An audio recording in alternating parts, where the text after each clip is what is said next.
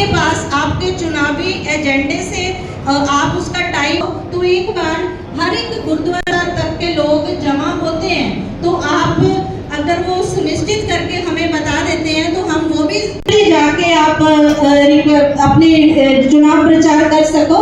सब शब्दों के साथ साहब एक बार फिर से बोलती हूँ, इट्स नॉट हमारे शहर पे ध्यान दो। पूरी की पूरी उम्मीदें आप पे हैं। आज राष्ट्रवादी कांग्रेस पक्ष का हर पदाधिकारी, वार्ड अध्यक्ष, बूथ अध्यक्ष, इवन के मैं समझती हूँ पन्ना अध्यक्ष भी आपके खूब हो, और आशा करते हैं कि आप जीत की हैट्रिक लगा के राष्ट्रवादी की जय राम महाराष्ट्र। कल्याण लोकसभा इथले स्पष्टपणे गेल्या वर्षाचं जे होतं 4,40,000, आपल्याला यावेळेस किमान 7 लाखाच्या वरची पातळी गाठायची आहे आणि ती निश्चित गाठली जाणार आहे आणि आपला आलेख हा चढताच राहणार आहे। मी माननीय प्रदीप रामचंद्र साहेब यांना सांगतो की त्यांनी मैं भी राष्ट्रवादी हूँ, आप सभी राष्ट्रवादी हो ना। आवाज राष्ट्रवादी का कैसा, राष्ट्रवाद का कैसा आवाज आता है, जरा एक बार फिर से बोलेंगे, भारत माता की जय। गंगोत्री साहब खाना का बंदोबस्त नहीं हुआ कि नहीं? एक बार फिर से बोलेंगे, दोनों हाथ ऊपर करके बोलेंगे, भारत माता की जय। ये ठीक। वैसे तो मंच पर कई आदरणीय बैठे हैं। मेरे मित्र अरुण आसान ने मुझे खासकर कहा है कि सभी आदरणीय जितने भी हमारे यहाँ पर बैठे हैं उनके नाम मेरे को लेने चाहिए। हमारे सबसे प्यारे खासदार जिन्होंने श्रीकांत जी शिंदे साहब, राष्ट्रवादी सबके नेता श्री प्रमोद जी हिंदूराव, दादा गोंदले साहब, आदरणीय कुमार ऐलानी जी, गोपाल लांगे जी, और मंच पर तीनों पक्षों के भारतीय जनता पार्टी, शिवसेना व राष्ट्रवादी के प्रमुख नेता राजेंद्र चौधरी जी, अरुण आसान जी, धामी मैडम जी और हमारे भरत गंगोत्री जी, आज यहाँ पर हम लोगों ने जो लोकसभा का चुनाव का जो बिगुल बजा है और हमारे लोकसभा के चुनाव की तिथि, चुनाव की तारीख 20 मई है। अगर आज से उसका हम लोग काउंट करेंगे कि आज अगर मान लो कि 7 अप्रैल है, तो आज के बाद हमारे पास 20 मई तक यानी करीब करीब हमारे पास 45 से 47 दिन का समय बचा है।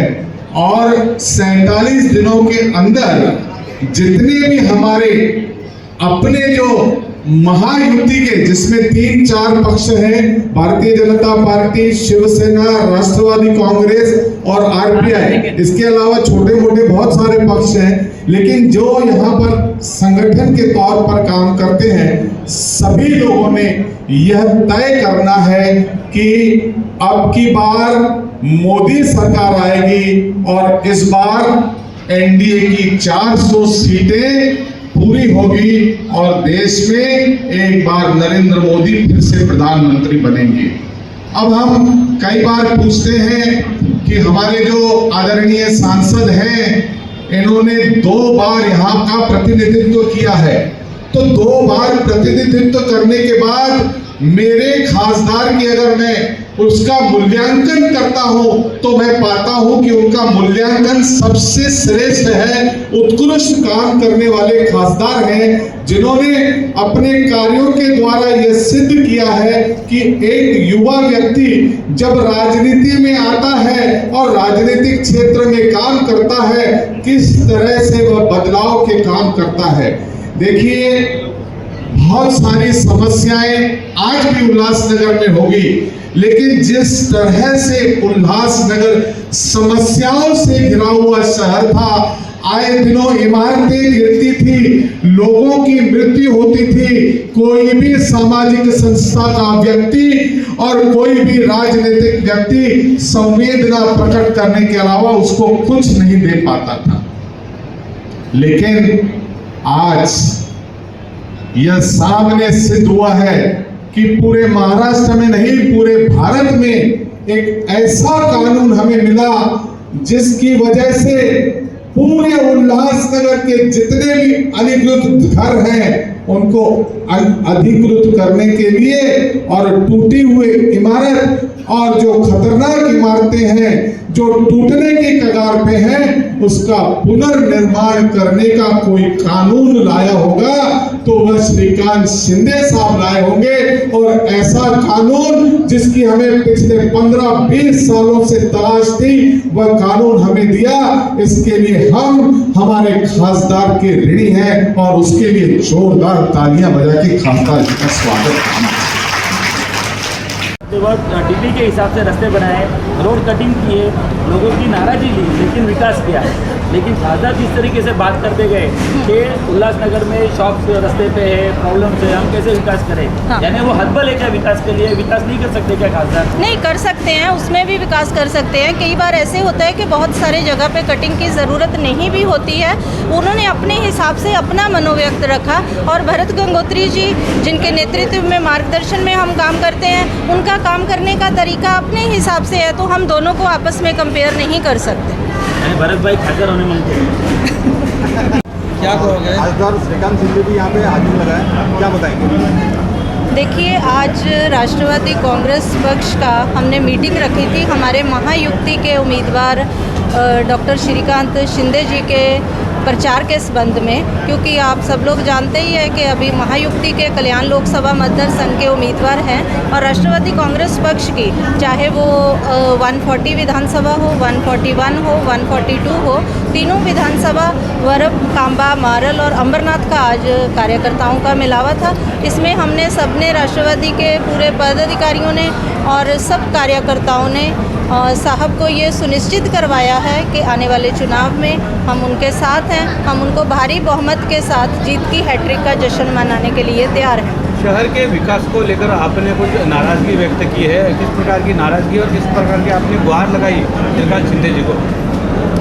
देखिए, जब हम किसी शहर में रहते हैं तो उस शहर के प्रति हमारा कर्तव्य पहले होता है और मैं थोड़ा सा आपके शब्दों में सुधार करूंगी। वो शहर के प्रति नाराज़गी नहीं थी, अगर खासदार के सामने अपने शहर की समस्याएं रखी हैं, क्योंकि 2 बार के विनिंग वो खासदार हैं, तो अभी तीसरी बार चुनाव लड़ रहे हैं, तो हमें उनसे बहुत सारी उम्मीदें हैं और उनको शहर के प्रति की जो हमारे पास जानकारी थी, जो शहर की हमारे हालत थी, उससे उनको रूबरू करवाया है और उन्होंने हमें सुनिश्चित करवाया है कि उन विषयों पे उनका काम चालू है और वो उनको अच्छे से ध्यान से करेंगे और आगे वाले भी ध्यान देंगे।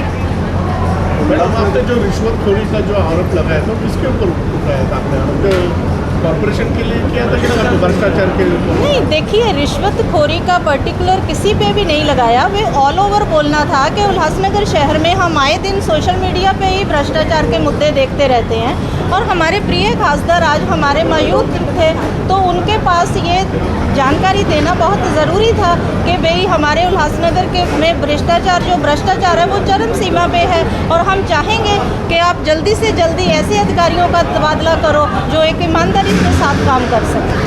मैडम, उल्लासनगर में भ्रष्टाचार को लेकर आपने ये बोला, किस तरीके का भ्रष्टाचार हो रहा है? देखिए, भ्रष्टाचार तो आप मेरे पत्रकार भाई हैं, आपको ज़्यादा पता है कि हर तरह का भ्रष्टाचार होता है और हर जगह होता है और अपने शहर की जो स्थिति है उसके बारे में जानकार कराना हमारा कर्तव्य था और आगे भी रहेगा। और हमें अच्छा लगा कि खासदार साहब ने वादा किया। हम सब जानते हैं कि वो जो वादा करते हैं वो वादा पूरा ज़रूर करते हैं, तो वो अभी उल्लासनगर के लिए खास ध्यान देंगे, ऐसा हमारा मानना है। मॅडम, सर, आज कार्यकर्ता मेळावा इथं घेण्यात आलाय, काय सविस्तर माहिती द्याल? आज कल्याण लोकसभेमध्ये कल्याण डोंबिवलीमध्ये पण कल्याण पूर्व, कल्याण ग्रामीण आणि डोंबिवली, त्याचा डोंबिवली जिमखान्यामध्ये जो आहे तर त्या ठिकाणी राष्ट्रवादी काँग्रेस कार्यकर्त्यांचा मेळावा संपन्न झाला। उल्हासनगरमध्ये उल्हासनगर 1, 2, 3, 4, 5 आणि अंबरनाथ आणि त्याचबरोबर मारळ, वरप, कांबा हा वरपमध्ये जो आहे तो कार्यकर्त्यांचा मेळावा त्या ठिकाणी संपन्न झालेला आहे।